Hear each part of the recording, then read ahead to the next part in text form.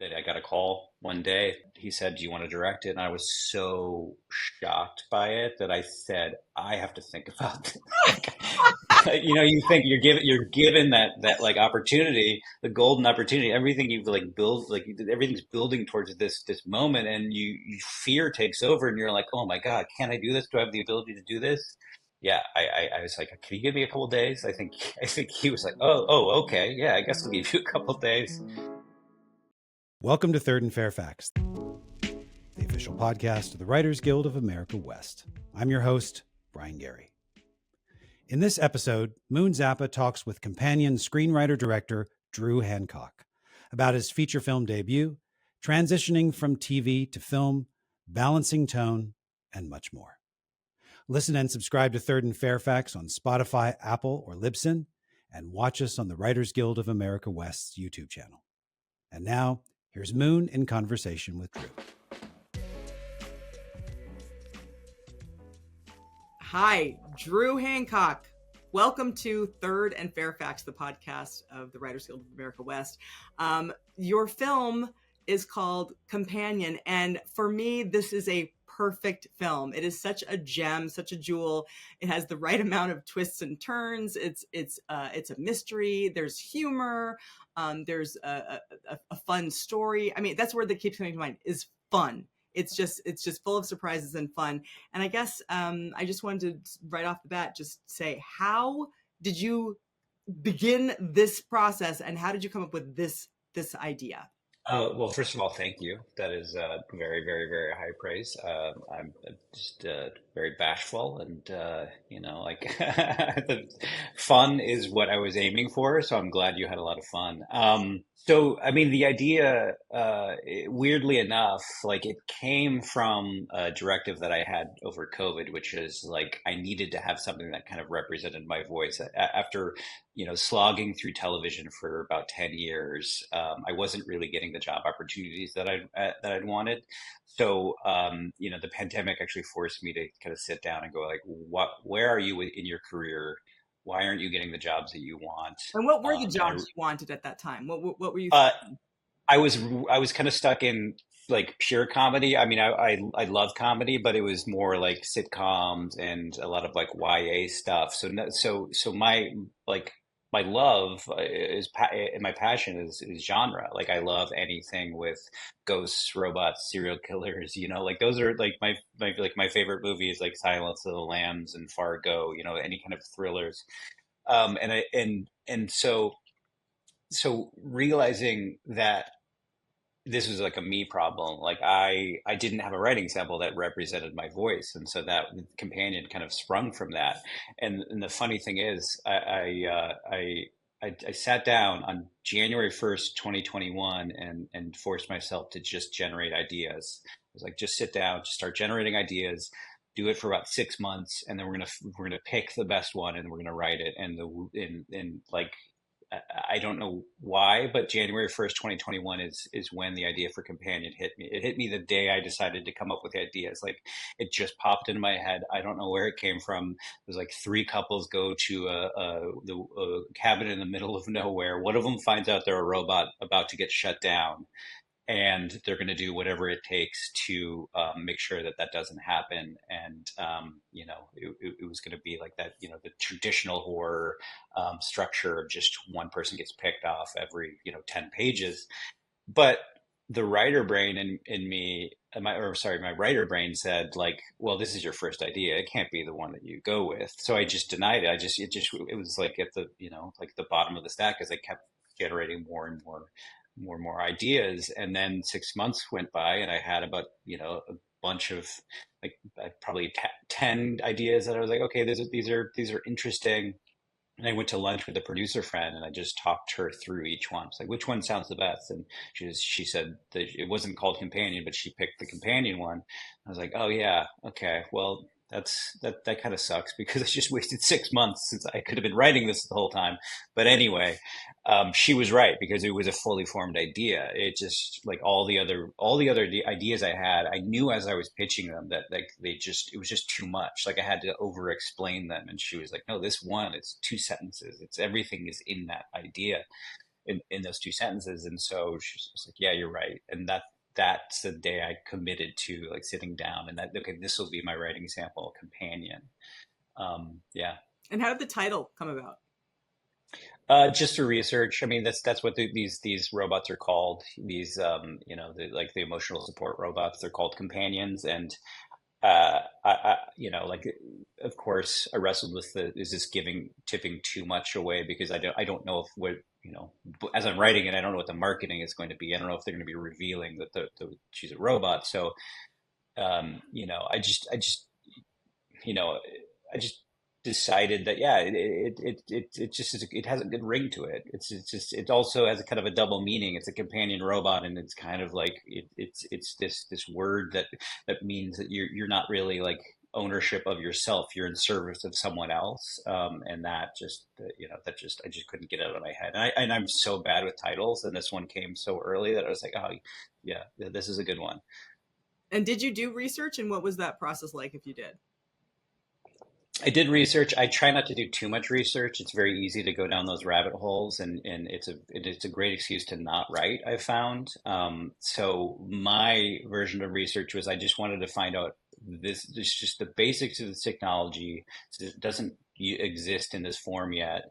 There are like very like nascent like versions of this, but there are no like there's no companion robot that's going to trick you into thinking it's a human right now. And I wanted to find out when that possibly would be, when something like Iris could potentially exist. And through the research I read a couple like AI books, and 15 years was what they were saying, which to me sounded so soon, because I was worried. I was like, I don't want to set this in such like so far in the future that it's like Minority Report, and it just doesn't feel any kind of connection to present day, because I wanted it to have like a timeless feel. So as soon as I found out it was 15 years, I'm like, okay, great, 15 years. Like 15 years in the past doesn't like 20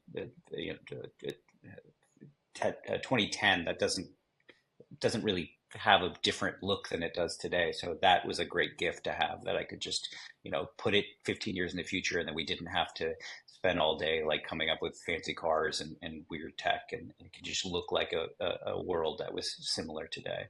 That was that's as far as I took the research. And then also looking into companion, like, I didn't want to ever come from a place of judgment. I didn't want to be like, oh, like look at this technology and be like, oh, this is like, you're gross for wanting this. Like, that's why there are characters in this movie that are a little more sympathetic, other than Josh. But I never wanted to come from a place of judgment. So I also looked into like people that have had like this technology benefit them, and get them through like PTSD, or elderly people who use it to have a little someone to kind of feed off of their emotions and their attention. Yeah.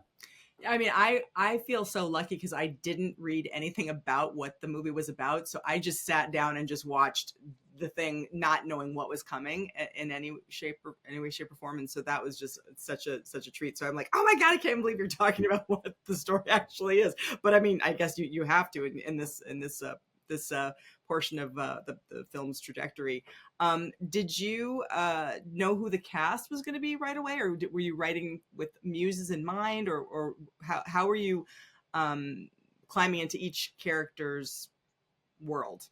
What was that process? Yeah, so I don't write with any actor in mind. I've, been through that before, where you're like, oh, it's definitely gonna be this person, and then you just ultimately become heartbroken when they say no, because they will say no. Whoever you just imagine to play the part never ends up playing the part. So I try to keep them as cloudy, as defined as they can be, without giving them a face, or like a definitive shape, because ultimately you're going to be disappointed when you don't get that person. So So like, yeah, and it's also, sorry. what's an example of like a character description? How would you describe somebody on the page, for example? Like, for Josh, it was his boyishness. His like a aw shucks smile is a line that I used, which is something I knew we needed, like because this is a guy saying very unlikable things, and you don't want him to come across as just being like a mustache twirly villain right off the top. You need to kind of you need to have a likable unlikability to him because he's saying awful things. I mean, he's telling a woman to smile and act happy right off the bat. You're gonna hate that guy. So I knew we needed someone with like that kind of Jay Baruchel energy is what I've been saying is like that guy who plays that part. Right? It's just like it's not coming from a place of maliciousness. It's just coming from a place of not knowing any better. And so with Jack, I don't know if anyone could deliver, smile, and act happy, like truly sell that with you not hating him because you can hear the groans in the audience when he says that, but he does it in a way that's doofy enough that you're like, okay, he gets a pass, I guess, because it's Jack Quaid. So boyish, Ashok smile. Those are my two things. And then you try to just keep the guardrails, as wide as you can, because you don't want to like limit yourself in the casting process. And then, as soon as I sat down with Jack for the first time, like, oh, this is great. This guy is he's just so charismatic and nervous and just a he just seems like a great guy, it's fun to play with that. And how did you just keep track of everybody? Are you working on a board? Are you working with note cards? Are you what are your actual systems for tracking everybody's storyline? What's that process like? I do note cards. A big believer in just having a bulletin board with ideas and note cards. But as far as like the emotional journey of each character. I just find that from the writing. I just like I try to write. I try to jump into the writing as soon as possible. Obviously, you want to wait until you have like the direction that the story is going to go, other than you're just going to kind of spin your wheels as you're doing it. But as soon as I find that as soon as I have like the plot for the first half of the movie, I'm pretty much ready to go. I've written enough things to know that if you think, usually your third act changes as you're writing it because you discover things that you would never have discovered until you start start going down the rabbit hole. But as far as characters go, like I don't know what their voices are truly until I start writing them, and then they start fleshing them out, and then it's just the rewriting process. I just rewrite and rewrite and rewrite and rewrite. Like the very first draft of the script was terrible. It was like it didn't have any humor in it. It didn't have the heist element to it. There's so many things about the script that weren't in it, but Iris's trajectory was there, and so I knew I had a spine that I could then go back and refine and focus and insert my voice in the things that I was denying it at the very beginning, which was, um, I had this idea that it would be like my dramatic movie, and I was kind of denying my comedic self, and it ended up being just bad. It was like a Black Mirror light episode. And so as soon as I went back and I started inserting my humor into everything, it's like, okay, this feels like me. This feels like my voice. Did you know from the get-go that you wanted to direct it, or was there a switch that occurred? No, I never in a million years thought I would be able to direct it. Like I directed in my 20s and then kind of got to a point where I realized, well, I'm not Paul Thomas Anderson. I'm not going to be getting like opportunities to write and direct my own stuff. So you got to kind of, I love both, but I needed to pick a lane if I was going to be able to get paid. So I realized that I'd rather write something that someone else directed rather than direct something that someone else wrote because I've been in both post positions, and it's very hard for me to direct anything that I wasn't there deciding every choice. It's really, I just need to know the script from like a molecular level to direct it. Whereas writing, you can just write it and set it off, and then you get disappointed and ultimately get screwed up, and you're like, oh, but you got to you got to be there, and that like so much more creatively fulfilling for me to be there and just to build a world. So yeah, so that being said, like I knew that I wanted to get back into directing, and so my plan had been like if Companion works out, I had three ideas that I was very passionate about, and Companion was the first. And so I thought, okay, not going to be able to direct Companion, which is just the realist in me. Like, I didn't want to be a reason why I didn't want to be one more reason why this movie didn't get made, because, as you know, like first time directors, like it's tough. You're going to get a smaller budget. You're not going to get the cast that you want. It's just you are kind of sandbagging yourself if you're going to commit to directing something. So I just okay, I'm not going to direct it. The second one, I probably won't be able to direct that. But if I get to if these get made or if they get attention, maybe I can direct the third thing.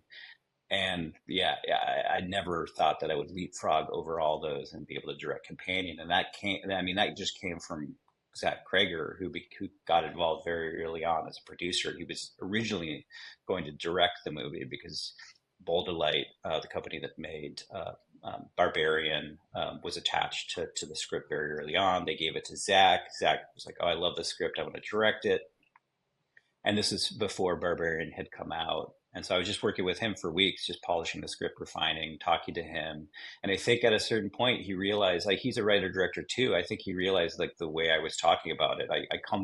My mindset is like a filmmaker mindset. And I was very distrustful of him. I was like, how are you going to shoot this scene? Talk me through this. Like whose moment is this? And like, what, like talking to him about like blocking and camera angles. And I think he realized from that he was like, well, I might be doing this movie disservice by directing it. Like, this guy has a vision for what it is, and he very graciously stepped aside, and without me knowing, he went to Boulder Light, he went to Vertigo, and said, like, I think Drew could direct this movie. If you guys are into the idea, like, I think I have faith that he could do this, and I would mentor him. And that I got a call one day from Zach that he said, "Do you want to direct it?" And I was so shocked by it that I said, "I have to think about this." You think you're given that like opportunity, the golden opportunity, everything you've like built, like everything's building towards this moment, and fear takes over, and you're like, "Oh my God, can I do this? Do I have the ability to do this?" And I was, yeah, I was like, "Can you give me a couple of days?" I think he was like, oh, okay, yeah, I guess I'll give you a couple of days. And then just by chance, like just by chance, I happened to listen to a podcast. I wasn't seeking out anyone's like opinions. I was like, I needed to just disappear and just think about this myself. Like, I, like, this is such a big defining point in my life. Like, I don't want anyone's input. It needs to be me. But I happened to listen to this podcast, and it was a writer who was in the exact same position as I was, who was given an opportunity to direct something that he had written, and he was so afraid. He said no, and he's always regretted making that decision. And he was on set and just seeing the movie kind of get like destroyed by the director, and realize that he could do it. And it was a perfect thing for me to listen to it. And I immediately called Zach up, and I was like, "I'm sorry it took 2 days. It's just two days too many days too long to have made this decision. So I want to direct this movie, and thank you for that." So Wow, that's amazing. yeah. And do you want to plug the other podcast? No, I don't want to throw that writer under the bus. And then at that point, so actually, go back a little bit. When you finished the screenplay, what was the next step? Were you then taking meetings with different companies, or how did you then get to the selling part of that process? Yeah, I mean, that's the craziest part of this process. Like having worked in television for 15 years, I'd build up a network of just friends. Like I always tell people, don't network, you just make friends, because like you'll have shared interests, and you'll build each other up as you guys both become more successful. And it's not about networking. It's just people that you want to be with and hang out with, and taste that you trust. And I'd just been doing that. And one of the people that I was, friendly with was JD Lifshitz from Boulder Light. And so they were having a moment there with Barbarian. So I'd finished a draft after sending it, like after 6 or 7 drafts, and sending it to friends I trust, and getting their input, and rewriting and making it better.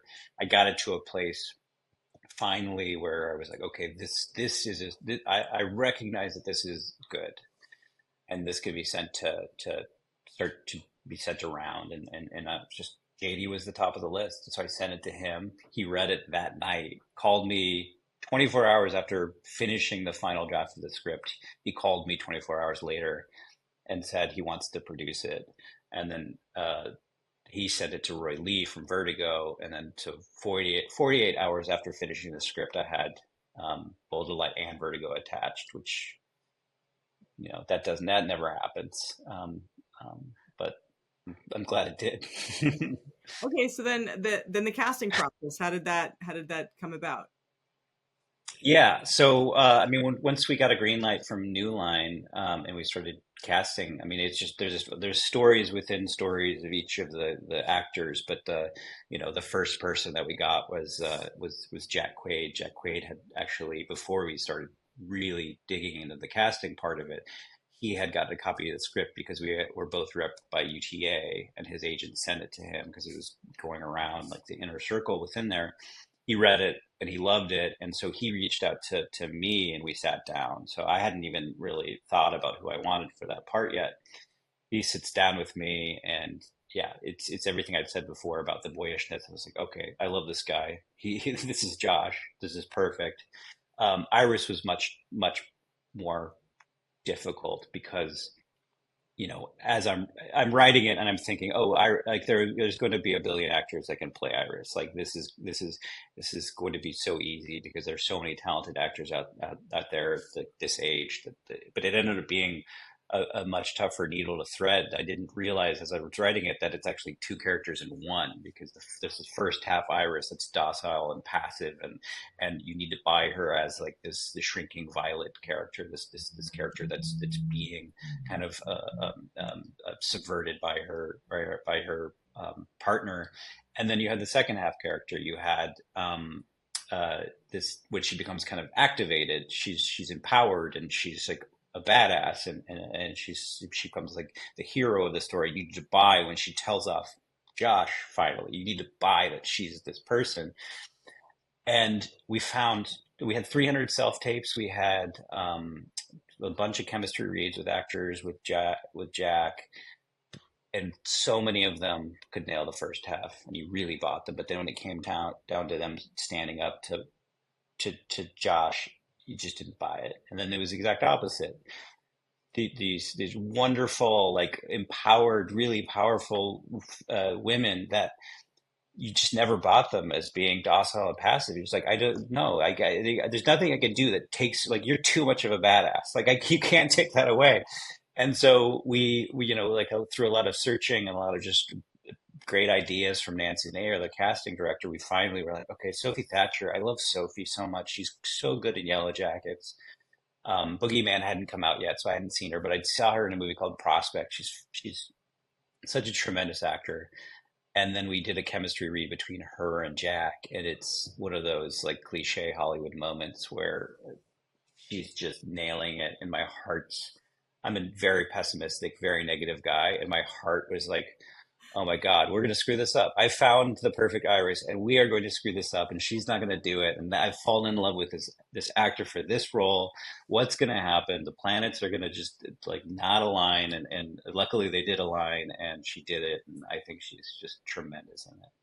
Yeah, I mean, I watched it twice, and then I was watching because again, when I was first watching the film, if you had none of the robot elements, it's just a story of, is this a toxic relationship? Is it obsessive love? What's happening? And then just watching even how she's walking in the market, and even like all these little things that I didn't catch the first time around. It was just so fun to watch it even a second time and enjoy those things that were planted that just moved the story along. And so in terms of that, was that something that you had written in the script about how she's moving through the market, or how did that just that, like, that one little example of her? That is all, I credit all to Sophie for that. We didn't even have a discussion about her movements. Like, she just did that, and I was like, this is like perfectly like weird, but not off. It's like enough that you're like, does this person not know how to walk? You know, like it's like she nailed it. So like I was so impressed by her, but having not even like talked about it, Yeah, and having that much intention and have that much control over your body to do these subtle movements that are odd, but not so odd that it takes you out of the moment, but right. you like you clock it, you know. And then when it's, like when the discovery of like she, what she is, like then it all starts to make sense. But there was a moment briefly where I was like, oh, does Sophie not know how to, like, she's such a good actress that I was like, does she not know how to walk properly? But no, of course it was part of the Oh, character. that's great. Yeah, I wish I could say that that was like something that we had a movement coach and we did it together, but no, that was all Yeah. her. Yeah. So starting off in your career, where are you from originally? And do you have writers and artists in your family? No, I'm from Omaha, Nebraska. My family, I always make the joke that like the professions in my family are like from Life, the board game. They're like the most stereotypical professions you can have: accountant, lawyer, teacher. Like that's what it is. Like my mom is a huge movie fan, and so she turned me onto movies very early on. You know, I remember watching like all of Hitchcock movies young, and Charade sticks out as something that I remember being really affected by in second grade, and then going to the playground the next day and being like, well, we've all seen Charade, right, guys? Like, look, we love Charade. And they're like, what are you talking about? It's like, what do you mean? Like, just thinking of that was like a normal thing.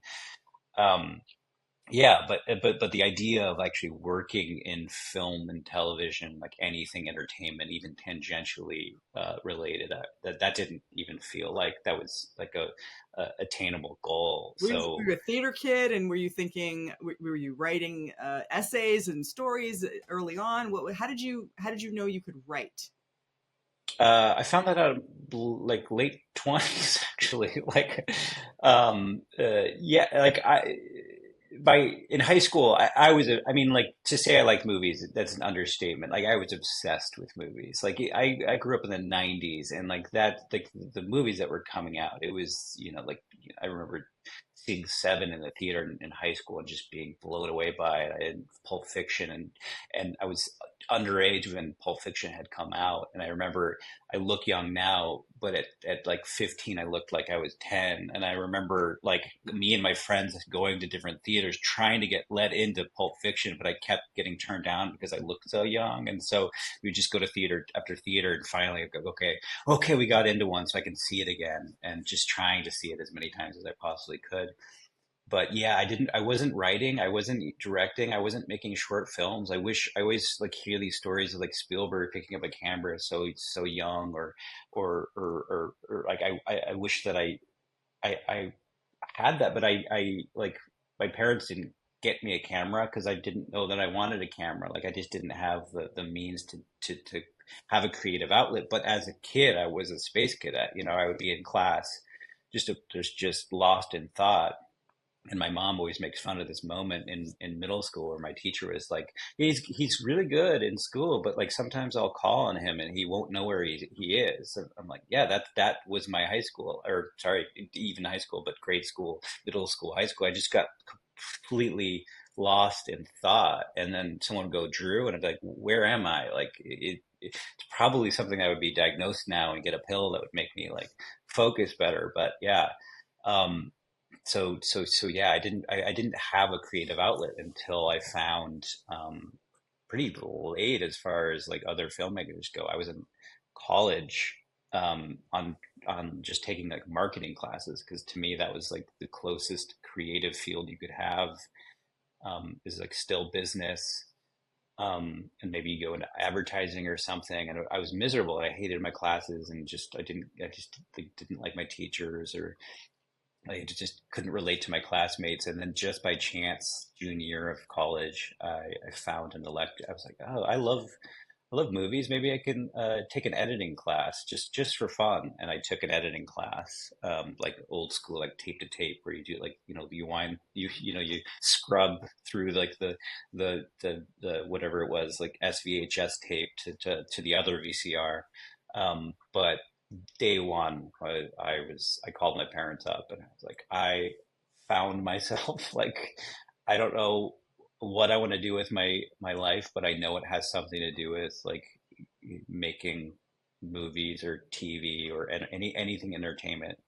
I was I loved the class. I loved all my classmates. I loved the teachers, and I just from that point forward, I was like, what can I do to uh, explore? And I would like I discovered like I went to Colorado State University in Fort Collins, not because of anything other than my cousin went there. Like I was just not interested in education, and I've discovered that our library on the very like in the caverns of the basement, we had like one shelf that had screenplays, and so I would spend like days and days just reading like scripts to movies that to this day I still haven't seen. I haven't seen My Beautiful Laundrette, but I've read the script. You know, like A Boy and His Dog. I've never seen. I've read the script. Like I just read every script that they had there.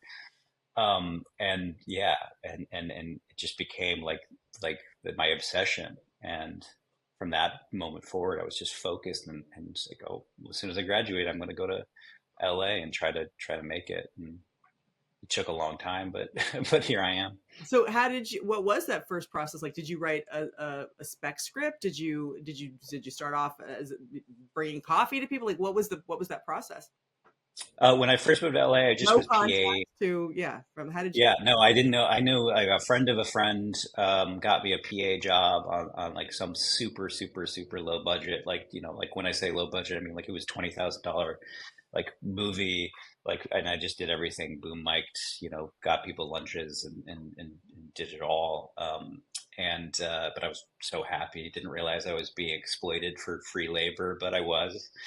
But at the time, I'm like, okay, this is really fun and exciting, but I also recognize that if you're PAing and you're a good PA, that's just going to lead to more PA work. You know, you're just showing people that you're really good at taking out the trash. You know, so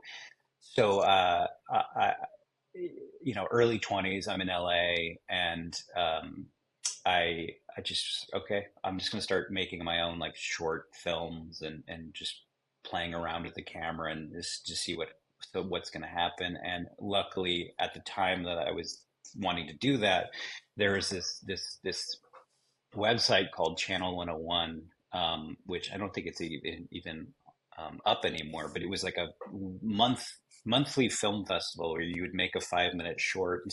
If it got, you know, you submit it, and if it got in, you would show it in front of an audience.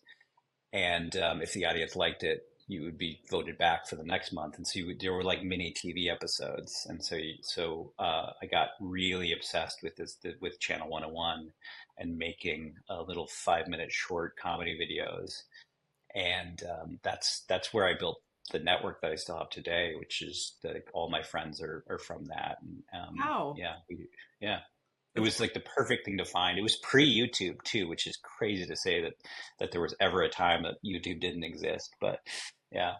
And the difference between film and TV, is it a different kind of way of working for you?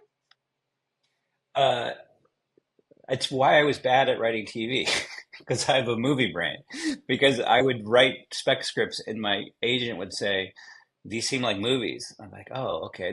But it didn't occur to me that I should be writing movies. I was just like, "Well, TV." Like I kind of got pushed into television because that it was peak television. You know, TV would never end. It's just like there's all these jobs in TV, so just work in TV, and I didn't realize that I was like denying myself like what I love the most, which is movies, and I kind of got stuck in that world. But yeah, my brain, I love like tight, like neat little bows. Like I like complete stories. I like finality. I was always had a hard time in television where you need to leave. You need like you can't fulfill the audience enough that they're not going to come back. Like you need to leave a little bit unspoken, unsaid, unfulfilled, and I just want to tidy it up. I just want to clean it up and have like, you know, give people a satisfying ending. If you had to teach somebody how to write a screenplay, do you have like a system that you could walk? Yeah, that's it's just write and do it and make mistakes and uh, don't like it's the hardest part is getting the feedback and just recognizing that it's not right. So just write a bad screenplay, send it out, and just take that rejection and make the next one better. Yeah, like there's no like magic bullet. Um, like every project I do is different. Like Companion was the way I wrote Companion was very like the first half was heavily outlined. Um, and I got about halfway through, and because I don't know if I'm already repeating myself, so I apologize. But I found that like the endings will always change once you go on that journey. And so I wrote, heavily outlined the first half, and then stopped, and then was like, okay, the characters, have a general idea of which direction they're going. So I stopped writing, and then I wrote the second half and figured out what the ending was, and then I opened Final Draft again and picked up from where I left off. But the thing I'm writing right now, I'm not outlining at all. It's a procedural, and I want to be with the character. She's discovering things and finding out things, and so I don't want to. I want to be as surprised as she is, and kind of paint her in corners that like are hard to get out of that I don't know the answer to. So yeah, I try to mix it up, and it's also a way for me to make writing exciting, because I think if I did have a formula for how it worked, I would just get really bored. What do you think you're best at, and what do you think is something that needs work? I think I'm best at self-awareness, like doing a lot of these interviews, and there's many moments in my life where I realize like I stop and take stock of where I am, and where I want to be, and so just that understanding of who I am and what I need, yeah, I think that's really important. I think that might be one of the most important qualities for someone to have, because you can get lost so easily in this industry, and you could be miserable without even knowing you're miserable, because just out of sense of comfort. But yeah, what I'm bad at, so many things. Like I procrastinate. I love writing, but I hate writing. Do you work on a few Uh, things at once?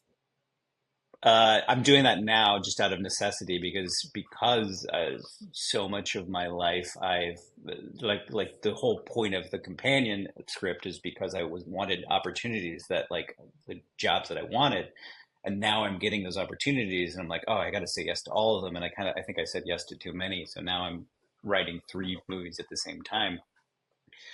I think that's one too many movies, for sure. But I will say that I do like the idea of having two things at the same time, because whenever it cuts out that part of the process of where you're sitting and banging your head against the wall and not knowing where to go, because then you'll have this other project that you can jump to that clears your mind, and it kind of, you're I'm not finding myself, in like taking naps and and staring at a wall and doing all those things that you do when you don't know what to do. You have this other diversion, and then ultimately working on that, you'll have that shower moment where you're like, oh wait, for the other thing, this will solve it, and you can jump back and forth, and you can kind of pick your passion that day depending on which one you have a better grasp on. So I think that I will try to do that from now on, is always have two projects that I can kind of bounce back and forth on.